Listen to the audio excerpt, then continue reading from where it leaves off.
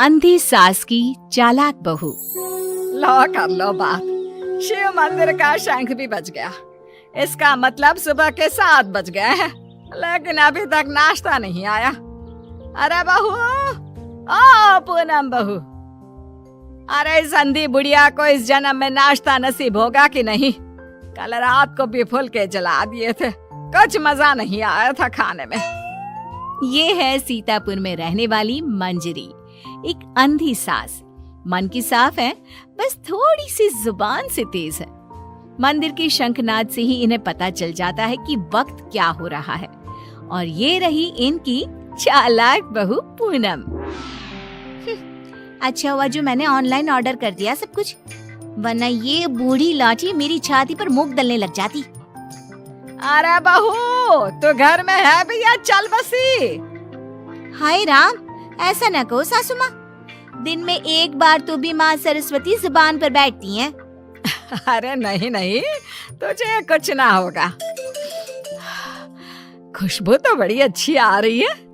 ऐसा कौन से पंच पकवान बनाए हैं आज तूने?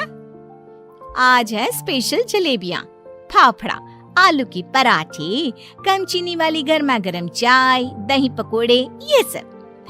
वो मुझे डॉक्टर ने कहा है ना कि आप दिन में कम से कम 3 से 4 घंटे सोया करो, इसलिए आज मैंने सारा काम निपटा दिया है। अब मैं सो जाऊंगी। वाह, क्या स्वाद है। लेकिन बहू, ये तो ब्रिजवासी की जलेबियां है ना? तू तो कह रही है कि तूने बनाया है। दरअसल वो मैंने ब्रिजवासी काका से रेसिपी पूछ ली थी। अच्छा मम्मी जी, मैं आती हूँ अभी, जरा वो दूध गैस पर तेज आंच पर रखकर आई हूँ ना। पूनम फौरन ही वहाँ से उठकर रसोई में भाग जाती है। मंजरी को फिर भी पूनम पर थोड़ा शक आता है।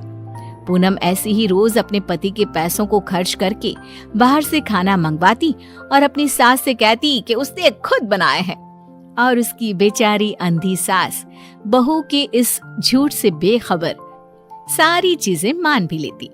एक दोपहर में पूनम पूरा मेकअप करके तैयार होकर खड़ी होती है।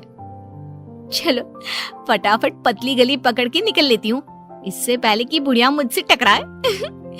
बेचारी मेरी अंधी सासू माँ, उसे लगेगा कि मैं सो रही हूँ, जबकि मैं तो अपनी जानू से मिलने जा रही हूँ। पूनम हर दोपहर को अपनी सास को बेवकूफ बनाकर बाहर अपनी बॉयफ्रेंड लखन से मिलने जाती थी, और आज भी कुछ यही प्लान था। ए जी ओ जी लो जी सुनो जी, मैं हूँ मन मौजी, करता हूँ मैं जो वो तुम भी करो जी। 1 2 का 4, 4 2 का 1, माय नेम इज लखन, सजनों का सजन मेरा नाम है लखन। लखन, तुम भी ना बिल्कुल एंटीक पीस हो। यार पूनम, हम कब तक ऐसे छुप छुप कर मिलते रहेंगे? एक तो मेरे पास कोई नौकरी भी नहीं है, वरना यह दिल वाला अपनी दुल्हनिया को खुद ही ले जाता। टेंशन मत लो, जब तक तुम्हारे पास पैसे नहीं आ जाते तब तक हम दोनों के लिए मेरा ससुराल है ना, मैं सब देख लूंगी। लेकिन तुम्हारे पति को शक वक हो गया तो? अरे मेरा पति तो मेरा दीवाना है, आंख बंद करके मुझ पर भरोसा करता है। उसके पास से घी निकालने के लिए उंगली टेढ़े करने की नौबत तक नहीं आएगी। ओए होए, ओए होए होए, शुक्रिया मेरी जान, love you love you love you. I love you too. इसी तरह दिन बीतते रहते हैं। एक रात देवेश बहुत खुश अपने ऑफिस से घर लौटता है। माँ, पूनम, एक खुश खबर है, ऐसी खुश खबर कि जिसे सुनकर आप दोनों फूले नहीं समा पाओगे। अरे तो जल्दी बताना फिर। हाँ हाँ, इतना सस्पेंस मत बढ़ाओ। मुझे कंपनी में सीईओ का पोस्ट मिल गया है। अरे वाह, जुग जुग जियो मेरे लाल। अब तो एक बड़ा माखन का कनस्तर चढ़ाऊंगी भोग में अपने कान्हा जी को। वाओ, मतलब अब 2 गुना 3 गुना 4 गुना पैसा होगा, और हमारी तिजोरी में साल की 12 महीने दिवाली होगी। वाह वाह वाह वाह, कांग्रेचुलेशंस देवेश। Thank you. लेकिन इस खुश खबर के साथ साथ एक और बात भी है।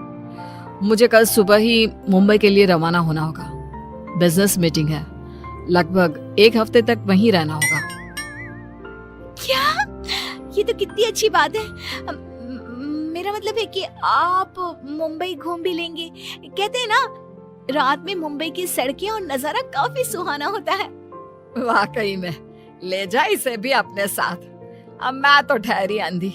डॉक्टर ने कहा है रोशनी कभी भी आ सकती है, लेकिन मुझे तो ना लगता कि इस जन्म में आएगी मेरी आंखों की रोशनी। कैसी बातें करती हूँ सासू माँ आप भी। मैं भला अपनी सास को छोड़कर कहीं जाऊंगी क्या? अगर मैं चली गई तो आपकी सेवा क्या पड़ोस की मीना करने आएगी?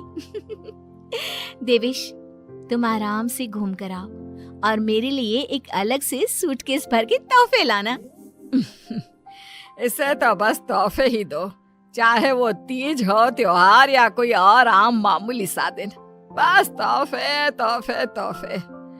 बिल्कुल पागल है ये। अरे, मैं तोहफे मांगू तो आपको क्या दिक्कत है? आप भी मंगवा लो ना। देख देख देवेश बेटा, कैसे कैंची की तरह तेज चल रही है इसकी जुबान।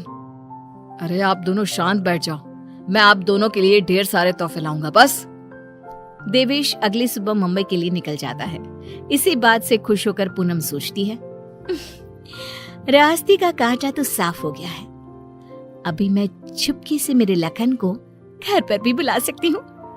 इस अंधी बुढ़िया को तो कानों कान भनक भी नहीं लगेगी। पूनम अब रात को चुपके से पीछे के दरवाजे के जरिए लखन को घर पर बुला लेती है। अब जहाँ सास घोड़े बेचकर खर्राटे मारते हुए सो रही होती है, तो वो बहू की बात करने की आवाज सुनकर तुरंत उठकर बैठ जाती है। ये आवाज किसी आदमी की लगती है, शायद बहू के कमरे से आ रही है। लेकिन नहीं नहीं, मैं भी कुछ ज्यादा ही दिमाग लगा देती हूँ। देख रही होगी कोई भूत या फिल्म। अब तो पति नहीं है घर में, इसलिए रात भर ऐसे ही करेगी ना। लेकिन अगर कल जल्दी नहीं उठी तो फिर मैं इसके कानों के पास जाकर बर्तन बजाऊंगी जोरों जोरों से।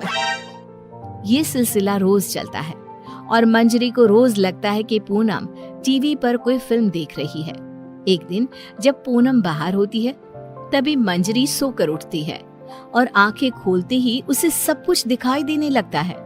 वो अपने आसपास सब कुछ देखकर काफी खुश और आश्चर्यचकित हो जाती है। ये तो गजब हो गया, मेरे आंखों की रोशनी फिर से लौट आई। डॉक्टर ने सही कहा था, रोशनी कभी भी लौट सकती है। बहू, अरे ओ पूनम का चांद, कहाँ मर गई? देख तो अब मुझे सब कुछ दिखाई दे रहा है। अब तो मैं छड़ी का इस्तेमाल भी नहीं करूंगी और अब मैं रोज अपने भगवान जी को भी देख सकती हूँ। पूनम! मंजरी अपनी बहू को आवाज लगाते हुए पूरा घर तलाशती है, लेकिन पूनम उसे कहीं नहीं दिखती। तभी उसकी नजर तिजोरी पर पड़ती है जिसका ताला नहीं लगा था। इस पर वो जैसे ही तिजोरी खोलती है तो हैरानी से उसकी आंखें फटी की फटी रह जाती है। ये कैसे हो सकता है? जहाँ तक मुझे पता है, देवेश ने कहा था कि वो घर खर्च के लिए 25,000 दे के जा रहा है, लेकिन यहाँ तो उसका आधा भी नहीं है। जरूर ये पूनम ने पैसे अपने शॉपिंग पर खर्च कर दिए होंगे। पैसे को पानी तरह बर्बाद करती फिरती है। आने दो उसे, फिर देखती हूँ उसे। तब तक मैं अपने भगवान के दर्शन कराती हूँ। मंजरी मंदिर जाती है, अच्छे से दर्शन करती है और खुशी खुशी वापस घर की तरफ चल देती है। जहाँ रास्ते में उसकी नजर मंदिर के पास बहती नदी के किनारे बैठी अपनी बहू पर पड़ती है, जो लखन के साथ वहाँ बैठी थी। ये यहाँ क्या कर रही है और इसके साथ कौन बैठा है? पता तो करना ही पड़ेगा। अब मंजरी चुपचाप आगे बढ़ती है और वहीं पास में एक बड़े पेड़ के पीछे छुपकर उनकी बातें सुनने लगती है। सुनो लखन, कल मेरा पति आने वाला है।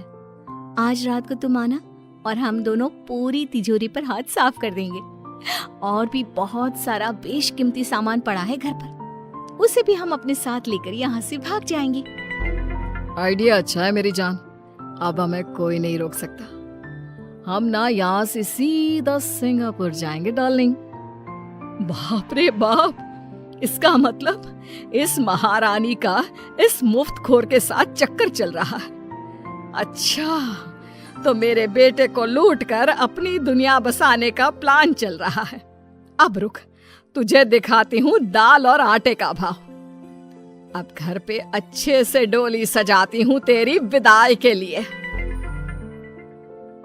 मंजरी वहां से चली जाती है और कुछ देर बाद जब पूनम घर लौटती है तो वो दोबारा उसके सामने अंधी होने का नाटक करने लगती है। अरे सासू माँ, व्हाट्सएप? अरे कुछ नहीं बेटा, बस वो देवेश की याद आ रही थी। अरे सासू माँ, इतना लोड क्यों ले रही हो? वैसे भी वो कल तक वापस आ ही जाने वाला है, फिर क्यों खामखा परेशान हो रही हो आप? वैसे भी कल से आप दोनों माँ बेटे अपने रोने के दिन भरने शुरू कर देना। क्या कहा? मेरा मतलब कल जब आएंगे 1 हफ्ते के बाद, तब आप कर लेना ना भरत मिलाप, गले मिलके जी भर के रो लेना। अच्छा, ऐसा कह रही है क्या तू? ठीक है, चल बहू, मेरे ना घुटनों में काफी दर्द हो रहा है, थोड़ा बाम लगाकर मालिश तो कर देना बेटा। और हाँ, 2 दिन बाद 7 पंडितों को भोजन खिलाना है, उसके लिए मसाले भी तो तैयार करने हैं। सिलबट्टे पर ही पीसना है उनको, घर के पीसे शुद्ध मसाले चाहिए। लेकिन सासू माँ, मैंने जो कह दिया सो कह दिया, अब कोई आना कानी ना करना, ठीक है? वरना देवेश को फोन करके बता दूंगी। हाँ।